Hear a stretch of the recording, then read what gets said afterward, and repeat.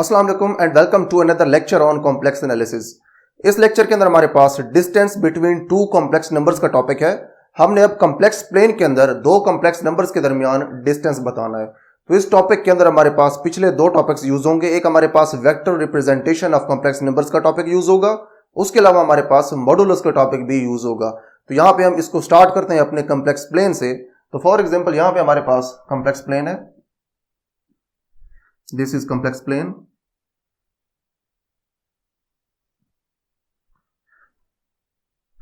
और यहां पे हमारे पास दो नंबर्स हैं जिनके दरमियान हमने डिस्टेंस बताना है। एक हमारे पास कॉम्प्लेक्स नंबर है Z1 और दूसरा नंबर है Z2। और जो वेक्टर्स इनको डिनोट करते हैं वो ये हैं।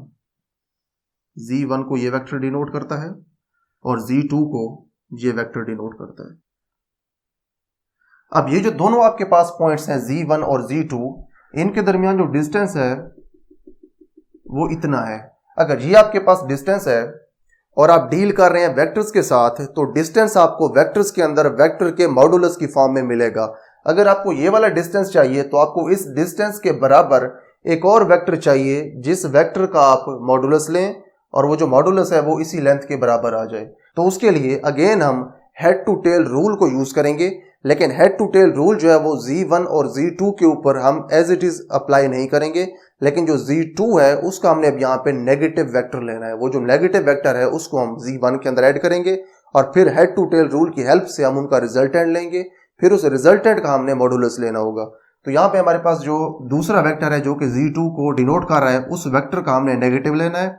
अगर इसका आप नेगेटिव लें तो इसकी जो पोजीशन है वो यहीं पे रहेगी, लेकिन इसकी जो डायरेक्शन है वो सिर्फ चेंज हो जाएगी। तो इसकी जो डायरेक्शन चेंज होगी नेगेटिव करने की वजह से, उस नेगेटिव वेक्टर को आप यहां पे प्लेस करेंगे, यानी कि Z1 के अंदर उसको आप ऐड कर देंगे।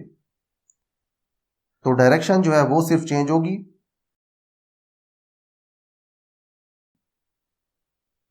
यहां पे जो हमारे पास जो वेक्टर है वो है -Z2। तो आप देख सकते हैं कि जो -Z2 वेक्टर है इसकी जो टेल है वो पहले वेक्टर के हेड के ऊपर है, यानी कि यहाँ पे head to tail rule complete हो रहा है। अगर आपको इन दोनों वेक्टर्स का अब रिजल्टेंट चाहिए तो आपने पहले की टेल को रिजल्टेंट की टेल के साथ और दूसरे वेक्टर के हेड को रिजल्टेंट के हेड के साथ मिला देना है। ये आपके पास जो वेक्टर था ये था Z1 और ये वेक्टर है -Z2। तो ये इन दोनों का क्योंकि सम है तो इसे आप लिखेंगे Z1 प्लस -Z2। तो ये इन दोनों का रिजल्टेंट है, इसका और इसका, ये रिजल्टेंट है।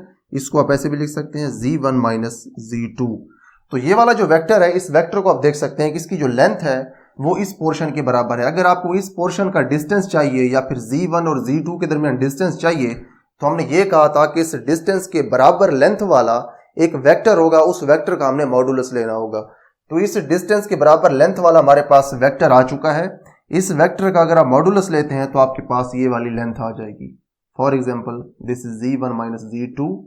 ये Z1 माइनस Z2 वाला जो वेक्टर है ये क्योंकि लेंथ वाइज इस डिस्टेंस के बराबर है, तो आप अगर इसका मॉडुलस ले लें इस वेक्टर का तो इसकी जो लेंथ आएगी वो इस डिस्टेंस के बराबर आएगी। अब अगर आपसे ये पूछा जाए कि दो कॉम्प्लेक्स नंबर्स के दरमियान आप डिस्टेंस बताएं, तो आपने सिंपली उन दोनों कॉम्प्लेक्स नंबर्स को सब्ट्रैक्ट करना है।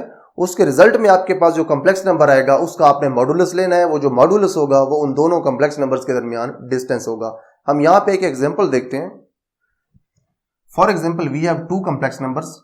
One complex number is Z1 which is 2 plus 3 iota and the second complex number is Z2 which is -1 plus 2 iota। अब हमसे यह कहा गया है कि आप Z1 और Z2 के दरमियान डिस्टेंस बताएं। डिस्टेंस बिटवीन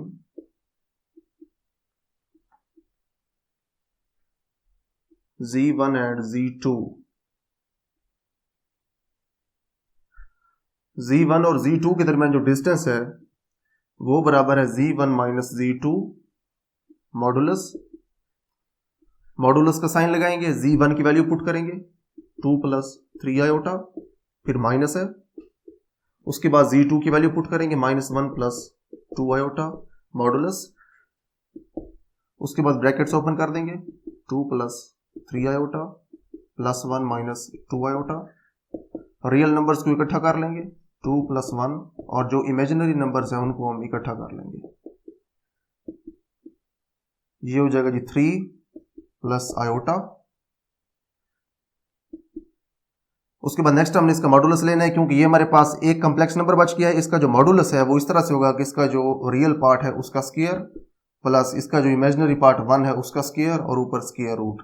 ये आ जाएगा जी 9 + 1 स्क्वायर रूट और स्क्वायर रूट ऑफ 10। इस तरह से आप डिस्टेंस बता सकते हैं Z1 माइनस Z2 के दरमियान। तो यहाँ पे हमने अब ये देखा है कि किस तरह से हमने दो कम्प्लेक्स नंबर्स Z1 और Z2 के दरमियान डिस्टेंस बताना है। आपने सिंपली उन दोनों कम्प्लेक्स नंबर्स को सब्ट्रैक्ट करना है। सब्ट्रैक्शन के बाद आपके पास जो कम्प्लेक्स नंबर आएगा उसका आपने मॉडुलस लेना है, वो Z1 और Z2 के दरमियान डिस्टेंस होगा। तो यहाँ पे हमारे पास ये लेक्चर कंप्लीट हो जाता है। See you in the next video with some other very important topic on complex analysis.